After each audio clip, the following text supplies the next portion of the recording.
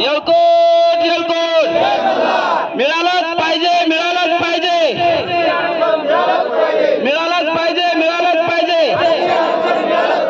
आरक्षण आमच्या हक्काचं आरक्षण आमच्या हक्काचं। यानंतर गिलवरकर सर बोलतील असे मी त्यांना विनंती करतो।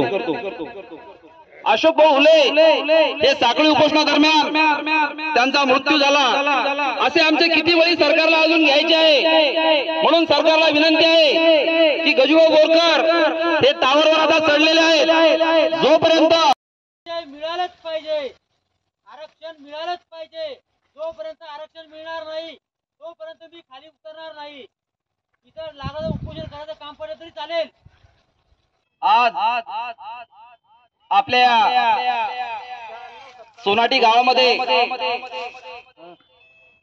महाराष्ट्र राज्यभर आजपासून चौंडी या ठिकाणी सुद्धा आमरण उपोषण चालू होणार आहे। त्या अनुषंगाने संपूर्ण राज्यामध्ये रास्ता रोको असेल, जेल भरो असेल, आमरण उपोषण असेल, साखळी उपोषण असेल किंवा टावरवर चढून आंदोलन असेल, या सर्व आंदोलनाचा आक्रमक पवित्रा आजपासून संपूर्ण महाराष्ट्र राज्यामध्ये समाज बांधव घेत आहेत। अशातच गजानभाऊ बोरकर यांनी मागच्या महिन्यात सुद्धा 1 तारखेपासून 9 ऑक्टोबर पर्यंत आमरण उपोषण केलं।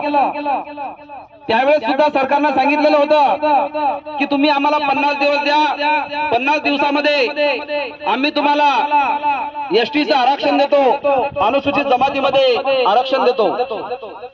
काल त्यांचा जो टाइम बॉन्ड आहे, जो अल्टिमेटम आहे तो संपलेला आहे। म्हणून आज सोनाटी या गावामध्ये